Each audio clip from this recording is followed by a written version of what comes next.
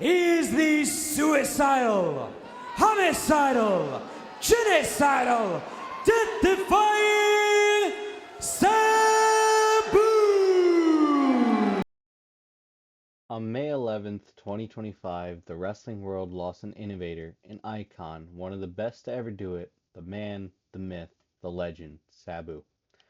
Sabu is best known for his runs in ECW and the indie scene, as well as his brief runs in TNA and WWE. His last match was April 18th, 2025 at Joey Janela Spring Break 9. Unfortunately, there's a lot of controversy surrounding this that we'll be getting into today. Now, before we get into this video, I would just like to give credit to the person whose clip I used during the match segment of the video when I cover that. Uh, I will leave a link in the description to their video. And I would just like to call out, Sabu's racism and discrimination. I'll be showing some quotes from Sabu on the screen now. I thought it was necessary to mention these due to the fact that, I cover racism and discrimination a lot on my channel, and I didn't want people to think that I was defending Sabu over that or excusing it. Never. It's wrong. It will always be wrong, and I will always believe in my heart of hearts that discrimination is a terrible thing. But this video is not about discrimination. It's about Sabu's last match and all the, controversy and the garbage going into it on Joey Janela and Brett Lauderdale's part that I just wanted to cover, you know? So again, credit to the person whose clip I used in the match segment will be down in the description. Go check them out. They're the reason that I got footage for this. And without further ado, I think that it's time that we just straight up get into this video and talk about all the garbage that didn't need to happen. Let's start things off with the comments from Joey Janela's interview. Now, it's written very weirdly and it jumps around a lot. So I just want to try and clarify that before I get into it. I want to start with his reaction to them telling him that Sabu's not going to make it, and then we're going to tell why Sabu couldn't make it. So let's start things off with his first comments. He states, "It's an hour into the show, and I said, just get Sabu here. So they gave him something called Kratom. You can buy it at a smoke shop or something. It's like a legal opiate or something." Now, I did some research on Kratom, and I found this quote from Wikipedia, which reads, "In 2019, the FDA stated there's no evidence that it's safe or effective for treating any condition." Now, hold that thought. A number of deaths have been connected to the use of it, both by itself and mixed with other substances. Serious toxicity is relatively rare, and generally appears at high doses or when mixed with other substances. Now, what I just read you there states there's a risk of toxicity from taking it. Yes, it's rare, but it's still apparent. So, what you're telling me is that they have this, it could be rare, it could be that rare case of potentially fatal, ingestion of it, and instead of worrying and carrying Sabu's legacy and caring about him as a person, they decided, nah, we're just gonna, tell him to take this. We're gonna let his team give him this just so he could get to the show. And that's the thing that you're gonna notice a lot of this in this particular video is that they tend to make dumb decisions towards Sabu's health in, just to get him there so they can make some money. And they being GCW as well as Joey Janela and Brett Lauderdale for allowing it because he's just sitting back acting like he doesn't run the company, like he don't own it, like he don't pay the bills and stuff. Just sitting back and relaxing, oh, okay, let's let Joey handle it, and it's a severe case of neglect. They knew what was the risk of having Sabu there without, being able to function as he should. And I would just like to state that I am not saying they did it to Sabu. I'm not saying that they were 100% directly responsible for the unfortunate passing of Sabu. But what I am saying is that they neglected his safety and health in his final match, and not a single person on the GCW, management team decided to say, "Hey, we can't do this. We can't have him, you know, we can't force him to wrestle while injured." Not a single one of them had a brain cell in their head to say, "Hey, this is a needless complication, you know, it's too much effort, it's too much, risk, and it's too abusive to Sabu to force him to come to this." And yet they did it. And the only deniability they have is that he's a grown man who could make his own decisions. Not when you're really pressuring him, not when you're saying, "Oh, well, I'm going to have to tell the fans that you no-showed, you're a no-shower. You spent the entire build of the thing complaining about how you no-showed." And I'll get more into that, because that has relevance later on in this video.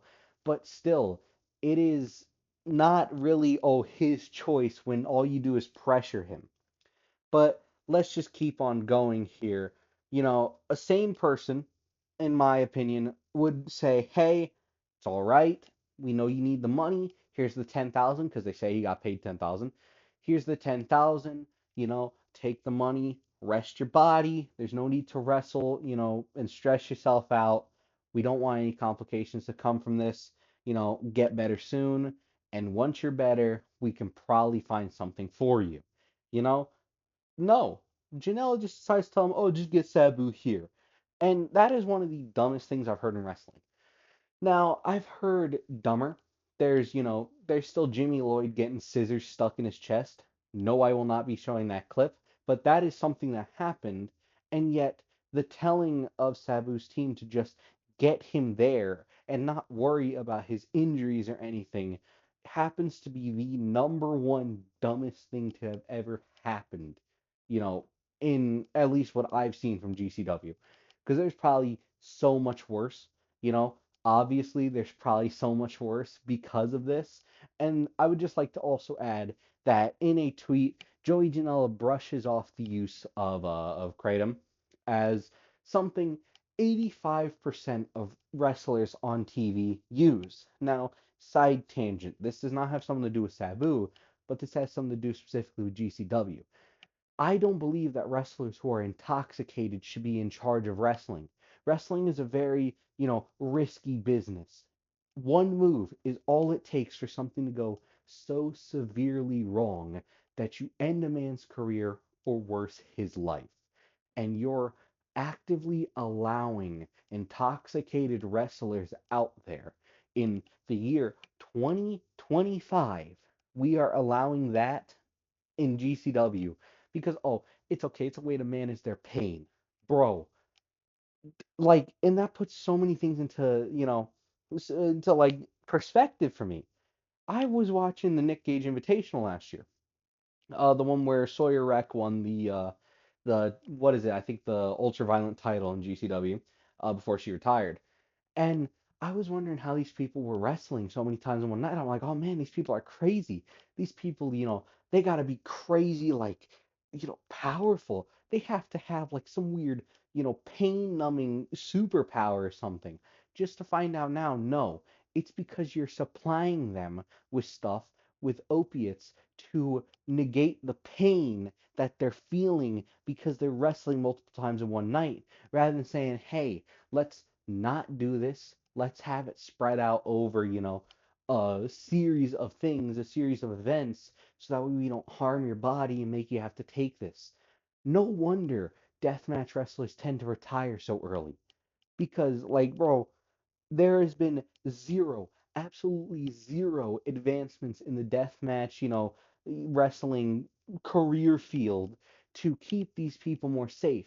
It's still the same money hungry savages who don't care a single bit about their talent and care more about the money they make rather than the health and safety and the potential, passing of one of their wrestlers in the middle of that ring. It is the exact same industry it was 20 years ago, it was 30 years ago. You know, it's disgusting. But, let's just keep going with this. let's talk about the phone call that Janela received. Now, Janela starts out by saying, "What do you mean Sabu can't walk?" Sabu's team replies, "Yeah, Sabu, something with his knee. They're locked up. He can't walk, and his feet are bleeding. He's not coming. Sabu's not coming." Janela then continues and says, "So he talked to Matt Tremont. Tremont's going to be the replacement for the match." And I feel like this is going to be the most embarrassing moment in my wrestling career. There's 2,000 people here. This is one of the biggest spring breaks ever. The biggest Mania weekend crowd, indie wise. And I'm going to have to go out there and announce that Sabu once again no showed. And no showed his retirement match. Are y'all hearing this garbage? You're more focused on the fact that you would have to go out there and tell the crowd, "Hey, we couldn't supply you with the match you wanted," rather than worried, "Hey, man, is Sabu doing all right? Who cares about the match? This is a friend, an idol, somebody that you care about, and yet." All you care about is the match and the money and having to explain it to the fans. And the Matt Tremont idea isn't even a bad idea. Matt Tremont is a deathmatch wrestler, and his match on Joey Janela Spring Break was cut short. Now, they did something during his match that they never usually do. During his match, he got busted, and so they stopped the match. They claimed the bleeding was too much, and they stopped the match. I've seen worse, I have seen worse people getting busted in wrestling, and his wasn't bad enough to throw out the match. But now I know the reason why they did it. Now everything is so clear to me. They did it because they didn't know if Sabu was going to show up. Smart. That's the only smart thing that happened that night, in terms of that Sabu match, was making sure that Matt Tremont was available still, just in case that you needed to, have to postpone the match or just simply forget the whole storyline. And rather than, go with the safer option, no, no, no, no. Janela, just tells Sabu's team, "Hey, just give him, just get him here." And they took that to mean, as I just said, the kratom and stuff to get him there. And the way Janela describes it, he calls it an opiate. That's just a painkiller, bro. That's what that is. So to get him there, you gave him a painkiller to kill his pain so you could get him into a no ropes, barbed wire ropes death match, and cause him more pain. Does anybody else see the logic here? Because I'm not seeing any bit of logic. All I'm seeing is the dumbest things possible. And to me, it feels like a man's life meant nothing to Lauderdale and Janela because they didn't even try to stop it. Because as I said, if they really cared about Sabu, if they really loved and appreciated Sabu as a friend or family, they could have just given him the money anyways. But no, you can't give him the money, because it's not that you actually care about him. What you care about is making money and all, him not showing up to the Hall of Fame thing, that whole situation there. And to me, that's just absolute lunacy. You risked a man's health and career and life because you couldn't handle that he didn't show up to a Hall of Fame. Like, bro, what is actually wrong with these two? With Janela and Lauderdale, more specifically. What is absolutely wrong with these two's head that they thought that this was a good idea? Because when I summarize this match, when I go and I do the summary of this match and I talk about it, you are going to hear all my comments, all the notes I took while writing down, for this video. You're going to hear all the notes that I made talking about, what happened and how the match was set up and how the ring was set up and all that, and there was not an ounce of safety, you know, equipment anywhere there. There was no safety like considered during that entire thing. And those lines of interview were just covering Janela's part in this. Let's hear from Brett Lauderdale himself. He states, "In the back of my mind, I knew Sabu was coming. I never once worried. If we didn't hear from Sabu, then I'd be worried. But the fact that he was communicating, I knew he was coming." They speak about this as if it's some sort of like admirable thing that they let Sabu go right along and wrestle while feeling like absolute garbage. And again, this is not a simple sickness here. He doesn't have the flu. He doesn't have the cold. It's not like he stubbed his toe and decided, oh man, I can't wrestle today. No, his legs were not moving. His knees locked up, his feet bleeding, and he wasn't able to get out of bed. And, they just kept pushing him. Something was very obviously, blatantly wrong with him, and they just kept pushing him, which to me indicates a severe lack of intelligence as well as human decency on the part of Lauderdale and Janela, that they would rather push a man to his absolute limits for a wrestling match than to just give him the money that they said he needed. They showed full on, absolute zero respect or empathy towards Sabu and the unfortunate situation he was in with his body. And yet now they come with that they care about him and they didn't have anything to do with giving him the thing. And that's why I plan on, showing no respect to Janela or Brett Lauderdale during this entire video. And I'm not showing them any respect because you don't deserve it. You prioritized, money and a pay-per-view over a man's life and, all his, career and his achievements. But getting back to the actual, you know, topic of the thing, they just said to get him there. They didn't care he was in pain. They just wanted that paycheck. And Janela wanted the ability to say that he wrestled Sabu in his last match. And it was abusive, like full on elder abuse, And I keep referencing the match. So let's just get into it. Let's just talk about the match and the garbage that happened in that. So, to kick things off with the match, let's start off with Sabu's entrance. Now, as I watched it, I noticed that Sabu looks out of it. He's stumbling a lot, he's shaky on his feet, as if he's still feeling the effects of the kratom. I think that's how you pronounce it. He keeps adjusting his arms a lot too. Like, he keeps grabbing at his bicep a lot as if it's injured the entire time, but that he had to finish this match with it. And honestly, I say this all stems from him not showing up to the Hall of Fame. The dude is in pain, man. Who cares about your dumb indie Hall of Fame? A Hall of Fame is not worth more than a man's, safety, his life, his career, Like it could have waited until he was healthy. The Hall of Fame, If he couldn't show up, it's okay. And we're gonna acknowledge the Hall of Fame after this section. So let's just keep going with the match, and I'll get right back to the Hall of Fame when we're done with this. Like, and in my notes, I even write, how has nobody said, hey, this match can't happen? He's obviously not okay. Like, even I noticed it during the entrance that he couldn't make it out there, without stumbling and obviously not being okay. He kept asking for a chair too to get into the ring, and nobody offered or even tried to help him. And he grabs a guy's hand for some reason and then just walks away. I couldn't tell you what that was about. I think that was just shaking the guy's hand.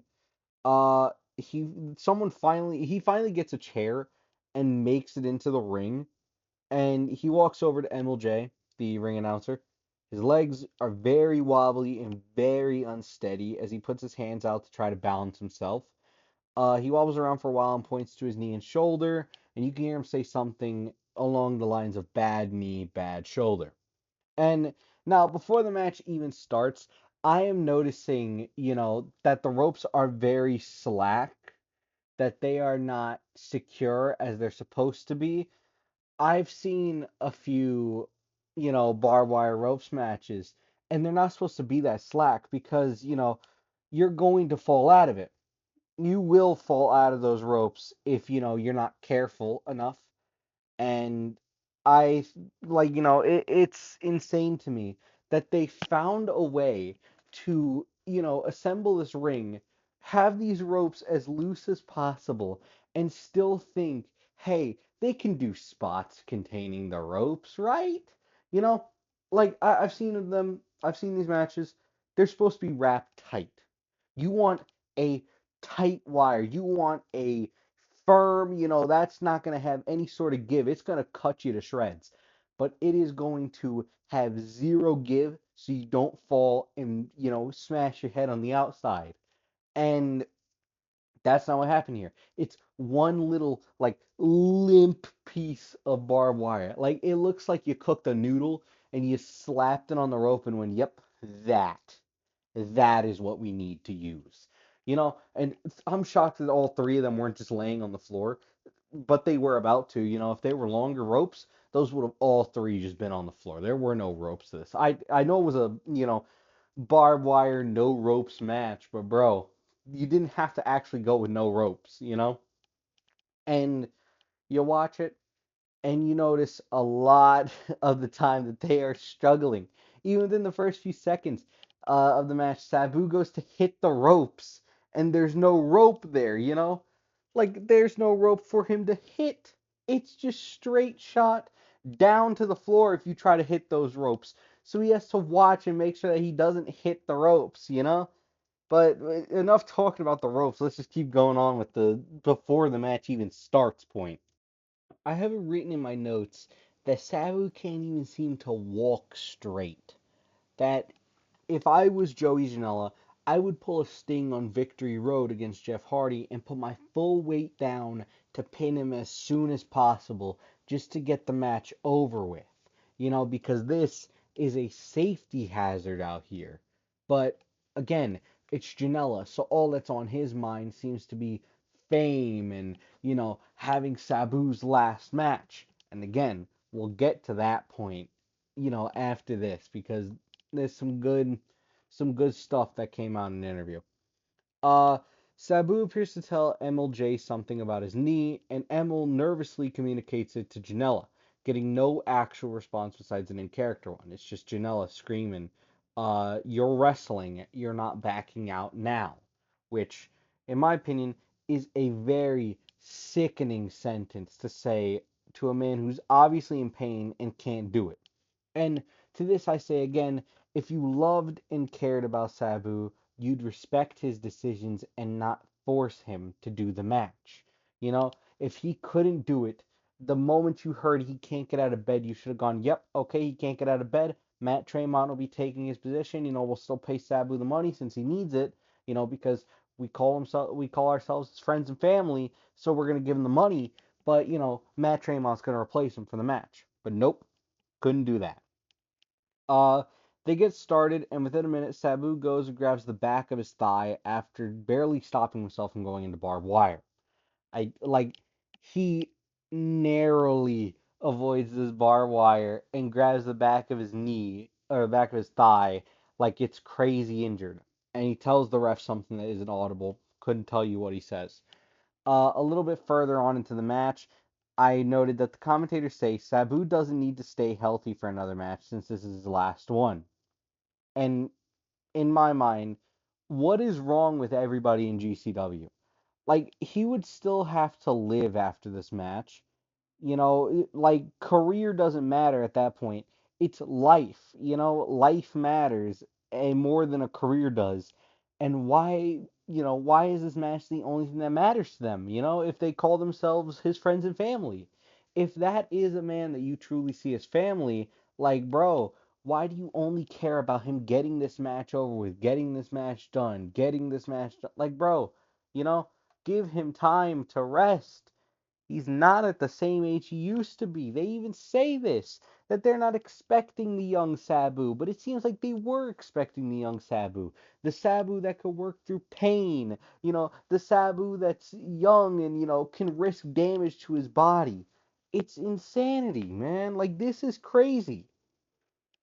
After that, we have Sabu goes to hit a move on Janela using a chair, and Janela moves, causing Sabu to fall into the barbed wire ropes, which all collapse and send him into the barbed wire net on the outside.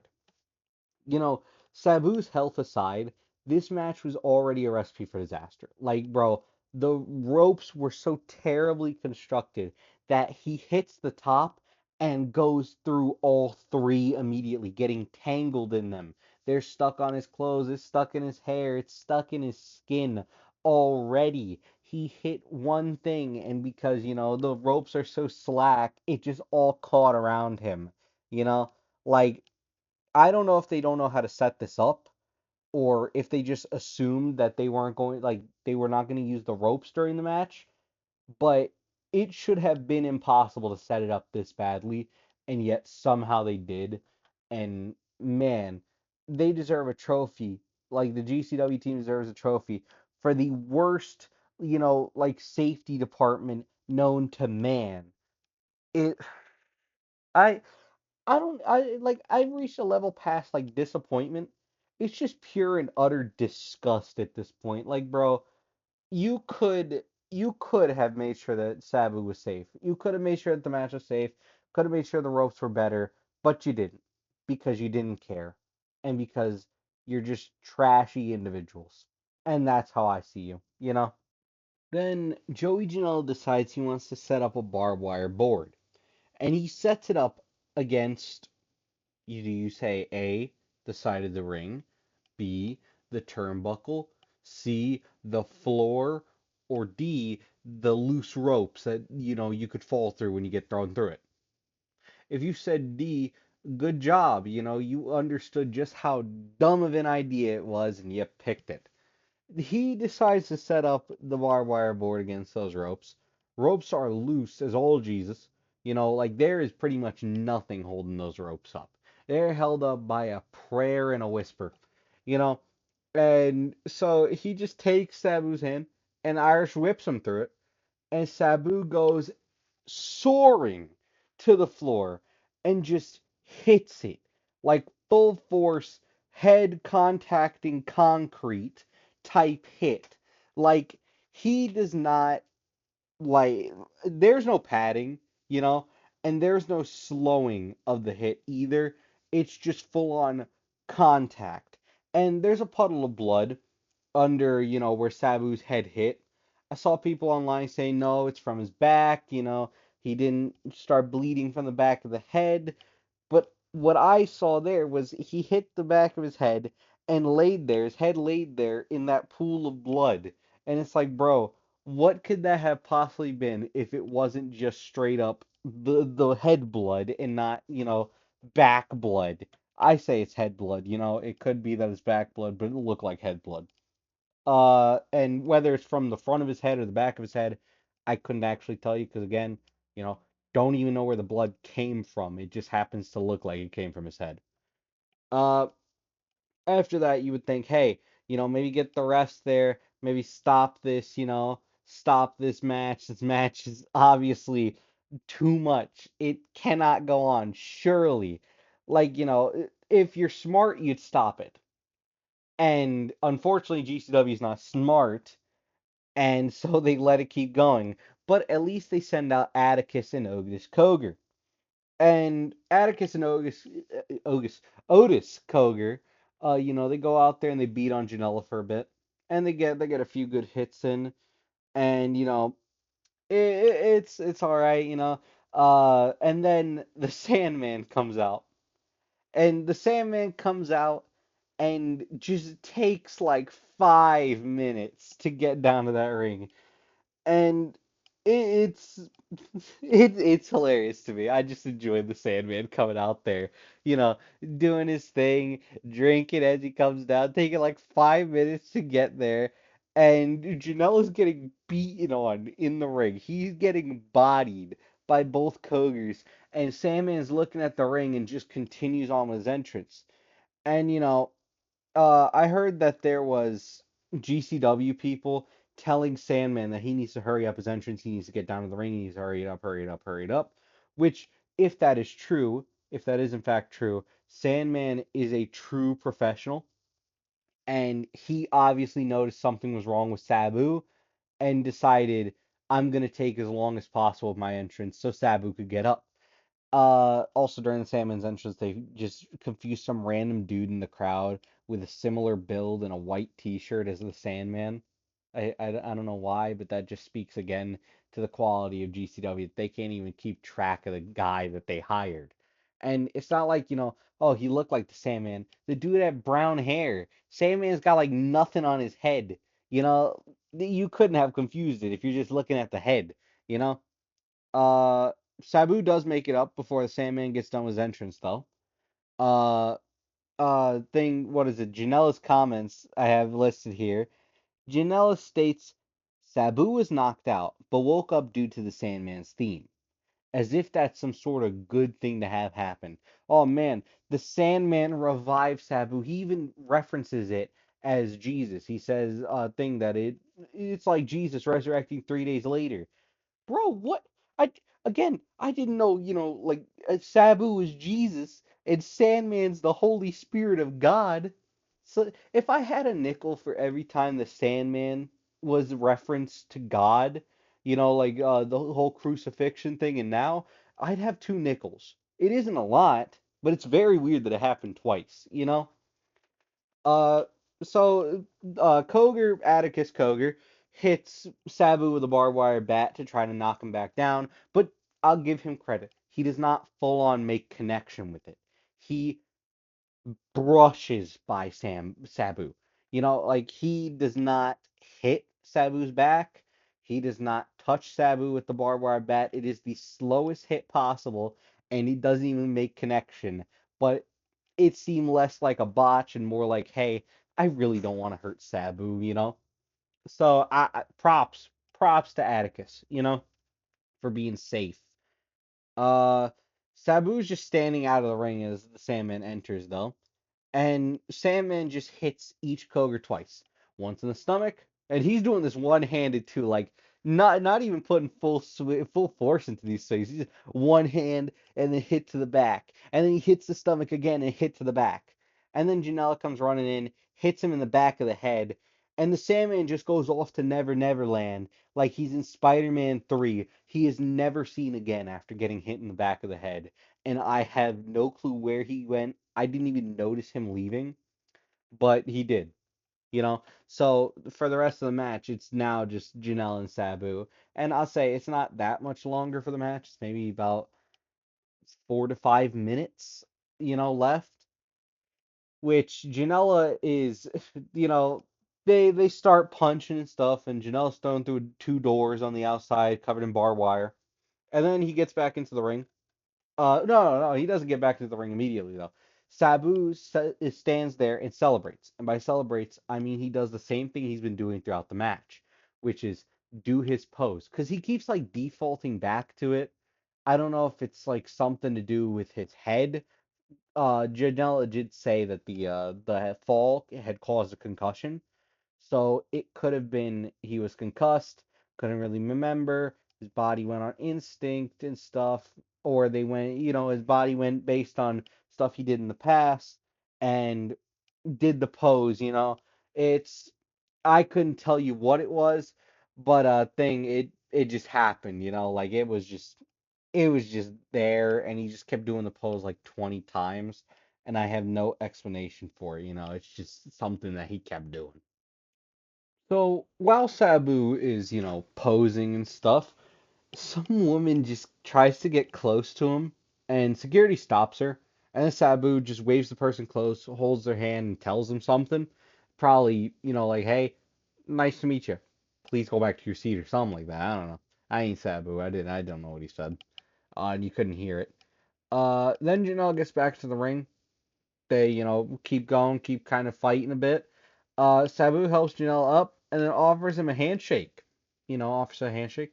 And then Irish whips him into a barbed wire net, butt cheek first. I'm not even joking. In my notes, it literally has Irish whipping Janela into a barbed wire net, butt cheek first. Yeah, great notes, great note writing. Great spot in the match, too. Just butt cheek first. And then Janela just screams loudly, like very loudly. Uh, and then Janela gets back to the ring. They keep fighting some more. And Sabu hugs Janela for some reason. I couldn't tell you why, but he hugs him. Janela then shoves him away and tells him, quit it or I'm gonna kill you. Nice thing to say to a very elderly, hurt man, but okay. The match then ends like a few seconds later with a leg drop from Sabu with a chair under his thigh. Uh, After the pin, a GCW employee slash security slash medic offers Sabu a beer after, and Sabu just refuses and grabs a water instead. He also asks for a second water for Janela, and then just hands him, uh, the same bottle that he already drank out of. So Janela drank out of a water bottle that Sabu had drank out of at that point, for some reason. I also forgot to mention in my notes as well that when Sabu hits his head on the concrete, he shakes his head no. I put the clip in, so you could see it, but I also just wanted to make note of that as well, that he was in pain, said no to something, and was still allowed to continue the match. Then Janela goes for an aftermatch promo, states, "A few hours ago, I didn't know if this match was going to happen, but Sabu showed up and showed out." He then continues complaining about Sabu not showing up to the GCW Independent Hall of Fame. And then he makes fun of Sabu, saying Sabu is probably going to sell the plaque for like $500. Honestly, all this indicates to me is that Janela is still so mad over Sabu no show in the Hall of Fame that he decided that Sabu must be at this show by any means necessary.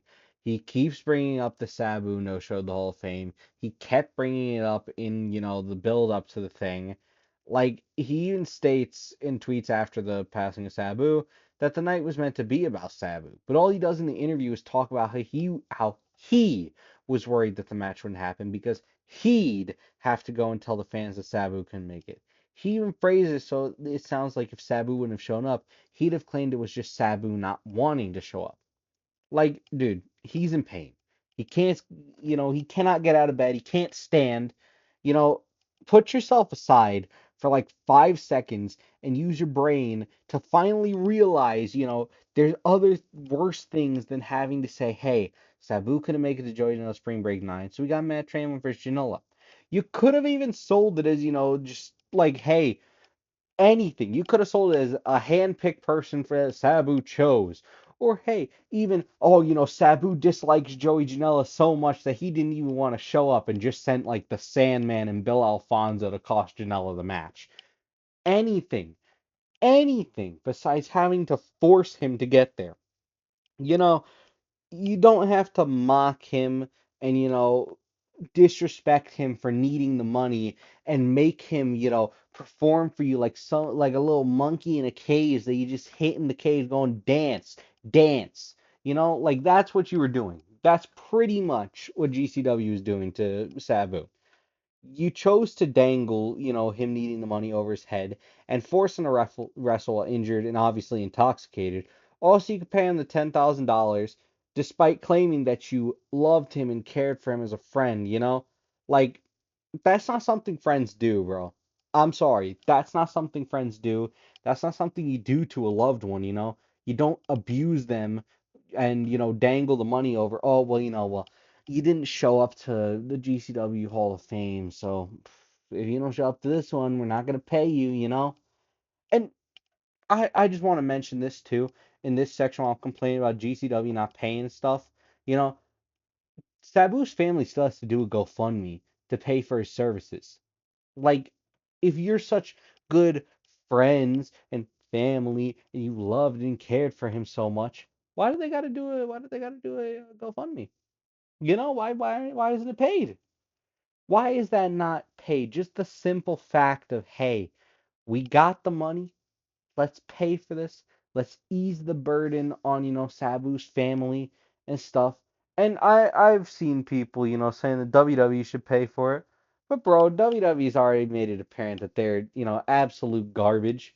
You know, like GCW's out here claiming that they were his friends, his family, they were very close to him, and then abuse him for his final match and just kind of go, well, we're not really gonna pay for the services. We can't really, I don't know, man. He should have wrestled another match for us.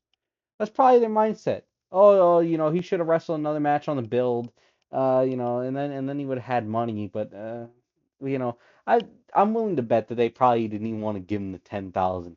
Probably sitting there, oh man, I really want to give him this 10,000. Uh, he could have made that match at least like 20 minutes longer.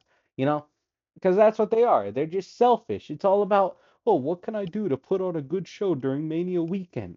And you risk the man's life for a show on WrestleMania weekend. Like, bro, You had like four of them. The collective is all about GCW partnering with other things. You know, you even had an official WWE sponsored tournament there, and yet all that mattered was that one match on Joey Janela's spring break between Sabu and Janela. That's the only match that mattered that weekend. Not, the hundreds of other matches that happened that same week. Not, the whole collective, not any of the other matches that happened on Joey Janela's spring break. Just that one with Sabu. I find that very hard to believe that that is the only match that truly mattered. That's honestly just another way of them trying to milk as much money out of people. That's what GCW is doing. GCW had sold out by that point.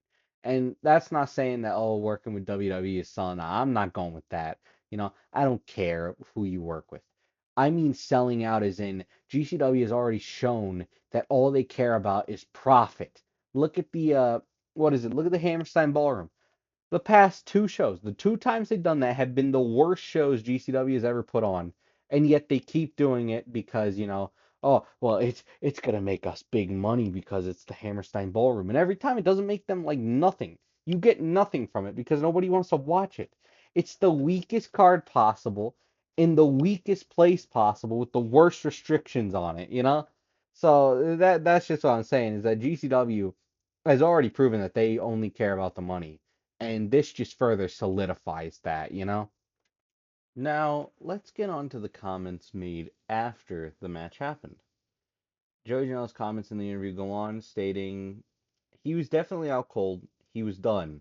The refs were telling me there's no way he's continuing this match. That's the one time you want barbed wire to stop you. He just blew right through it. And then the Sandman came out, and that was all Sabu needed. Then the resurrection happened. Jesus resurrected 2 days later, the anniversary. I couldn't believe it, dude. He was ready to go again. I guess that concussion knocked him back in 1996 or something. So, what you mean to tell me, is Sabu had a concussion from that spot, the refs told Janela he couldn't keep going, and yet nobody, not a single individual, not a single soul, a little speck of dirt didn't even tell them that, the match can't go on, stop the match. That just shows to me how unsafe of a place that GCW is to work. That, if you could get injured, let's say, God forbid you have what happened to Nick Gage at Tournament of Survival in CZW, where a thing, you get hit with a light tube in the ribs, your artery, gets hit, you're bleeding out into the ring, and GCW is just gonna sit there and go, man, guess the match has to keep going, Like what I know that it's a deathmatch company and deathmatch is supposed to be unsafe, but there should at least be somebody there that could tell you to stop the match when things are obviously going bad, you know? Lauderdale is also interviewed, and as this to say, states, I talked to Sabu a couple days before the match, and he was telling me my knee hurts and this and that. And I said, listen, Sabu, everybody knows you're hurting. You're 20 something years older than the last time you did this. People's expectations are realistic. No one is expecting this to be born to be wired, which is his barbed wire match between Terry Funk and Sabu. He said, good, because it's going to be better than that. In my mind, these don't sound like the words of Sabu. This match, a random match with Joey Janela, is going to be better than this match with Terry Funk. This match, which in an interview where Francine from ECW was talking, states that Sabu told her afterwards, they said it was my retirement match. I'm not retiring. I don't plan on retiring. I don't know why they put it as a retirement match. That they just did that for money to get pay-per-view sales. So again, it goes back to me what I was talking about, that GCW only cares about money, but also the fact that he didn't even want to retire after this match, and GCW just wanted that one booking, to say we retired Sabu, you know? And maybe that's why he didn't want that Hall of Fame plaque. Maybe that's why he didn't show up, because they're trying to retire him, and he obviously doesn't want to retire. And it's weird. You have an ECW legend, somebody who worked with Sabu, stating that he didn't want to retire after this. And then you have Brett Lauderdale, who claims to be Sabu's friend, saying that, oh, we gave him a good retirement match just like he wanted. He didn't want it seems like he didn't want that retirement match, you know? He didn't show up to the Hall of Fame. He was barely there during the build to this. It just seems to me like Sabu didn't even want to be a part of this, you know? But he had to do it for the money. The money was too good, and they, wanted to retire him. He keeps going. Let me find his thing. Janela is the one that keeps going. I thought it was Bray Lauderdale, but Janela keeps going on and says kratom was something Sabu took for years because it helped him get off other substances. Sabu loved to smoke and loved kratom. Which is a weird thing to say. Of course he enjoyed it. It took the pain away for a while. It made him feel good enough to move around. That doesn't make it okay for his team to give it to him for a match. Later on, after people were giving it to him, Janela said, like, later on, where people were going after Janela for telling them to give him the kratom, Janela said, kratom was something you take to get off pills. No, it's not. He says it's an opiate. It takes away pain. You know what those pills do too? They take away pain. So, if it looks like a painkiller, acts like a painkiller, and it's addictive like a painkiller, then in my mind, I'm just going to say that it's another way of using painkillers. That's what it is. It gets them off of pills, but it still does the effect that the pills have, And that's why, I don't like that they did this. You just gave him another addictive substance to get him into that ring so that way you could have this match. It's nothing to do with what you gave him. That's the thing that I've seen people, talking about going heavily in on. It's not what you gave him that matters. It's why you gave him it.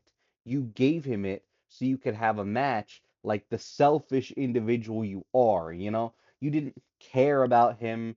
You didn't care about his health, his safety. All you honestly cared about was a match. And in my mind, that just makes you irresponsible. It makes you pathetic, and it makes you, downright disgusting. And that's how I feel about it, at least. And I also forgot to mention something about Brett Lauderdale.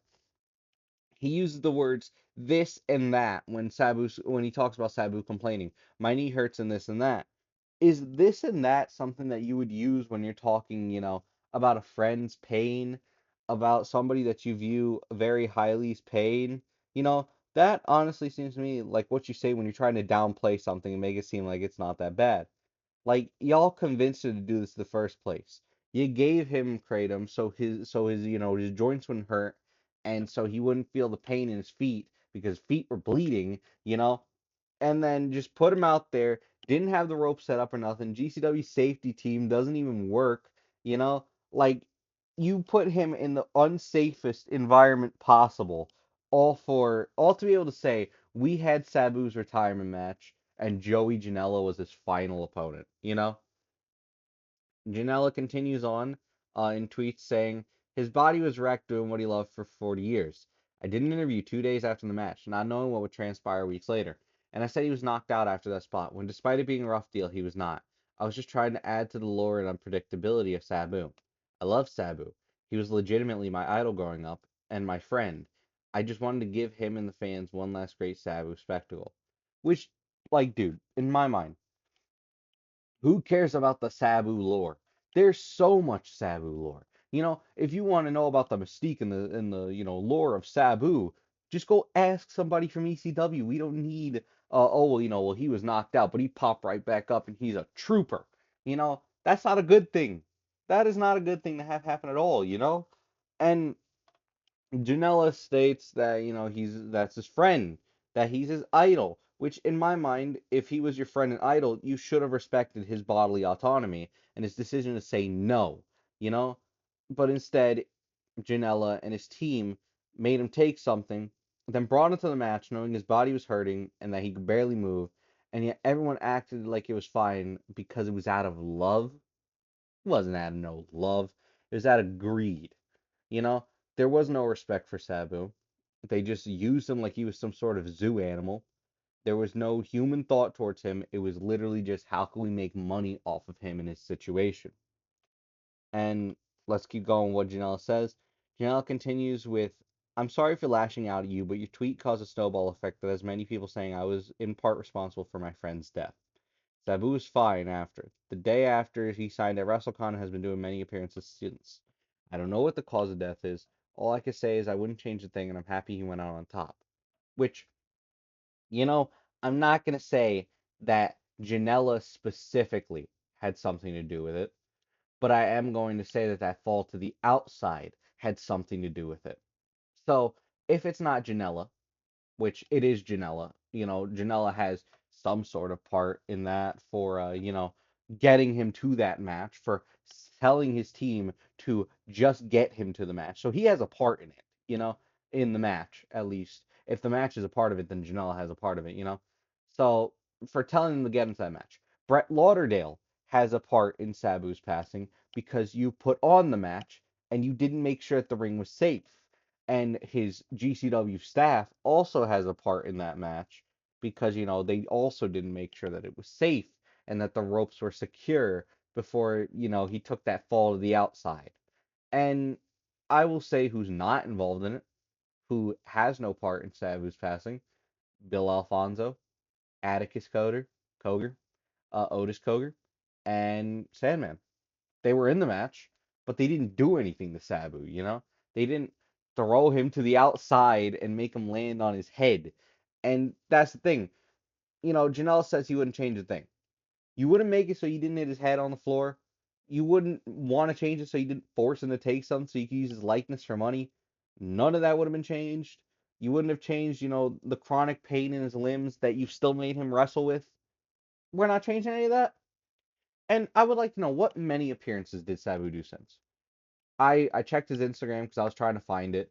He does 2 appearances and a podcast. You know, not really many because it's only like 3 things, but that's getting too technical.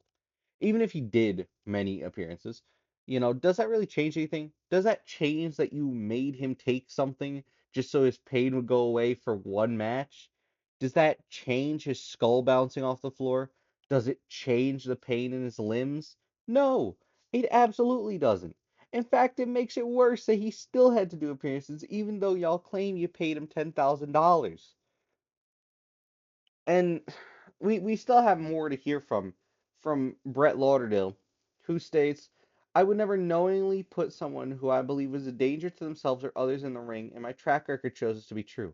I've pulled people in a public and painful manner from big matches before, sometimes literal moments before a match was to begin, and I would do it again if I had to. So why didn't you?" He obviously couldn't do it. You know, if it came between letting his team give him kratom and throwing him out there to have a match while being in pain, or canceling the match, I'd have canceled it. And I'm not one of Sabu's friends like they claim to be.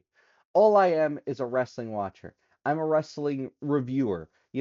I'm a guy that makes videos about the racism in wrestling, and I point out, the monstrous acts in wrestling.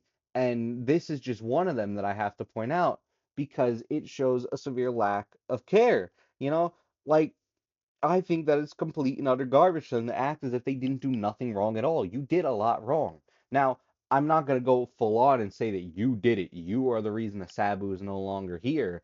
But I will say that that match 100% contributed to it, because that match was very unsafe. He landed on his head, and then all of a sudden, 3 weeks later, he passes.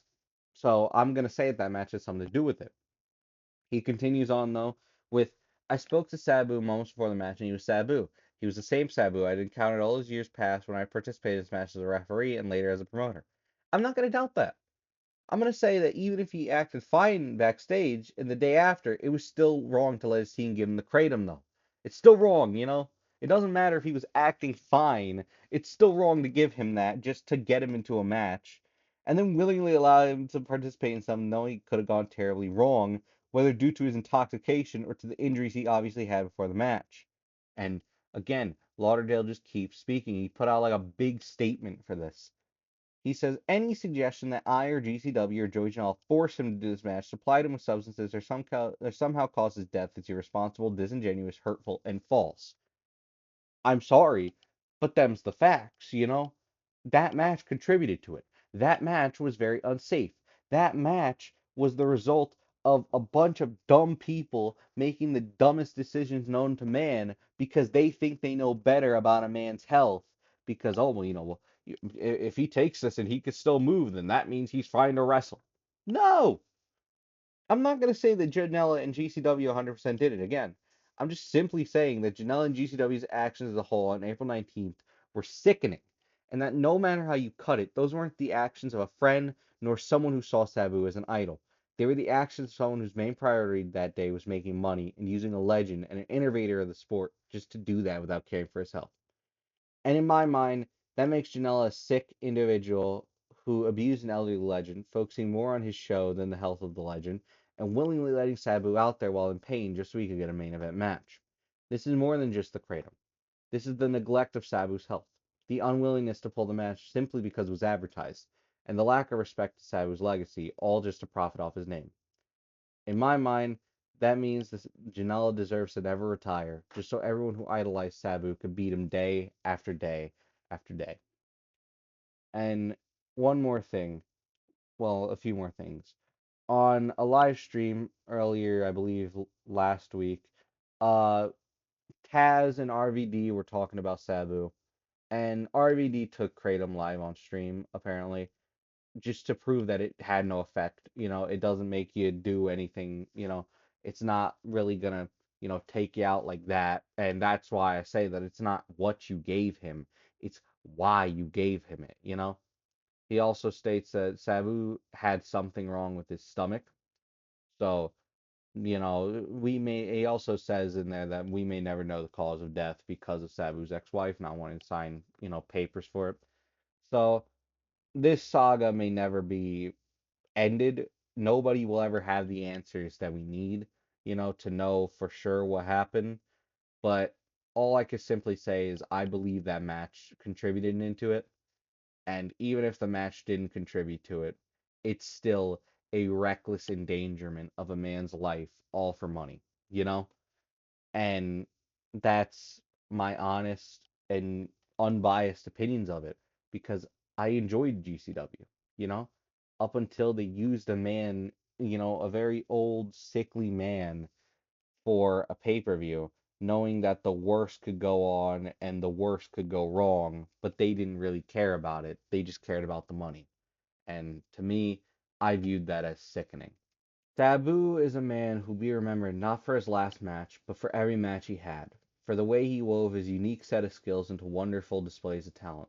His ability to make even the most hateful person towards wrestling look and say, man, he's amazing.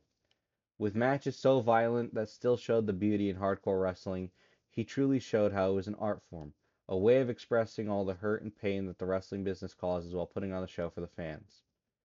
He's a real legend who does things even most superheroes cannot in that ring. In my mind, he'll go down as one of the best, if not the best, hardcore icon in history, despite all of the bad and racist and discriminatory things that he has done. Simply, his skill alone gets him there. And even though I may not like what he does personally, I may not like, the racism and discrimination and all that and the hatred, I'm not on board with that and will never be. He is simply one of the best to ever do it. And we have to give him that. Even though, all the other garbage he's done, you still got to give him that he is one of the best.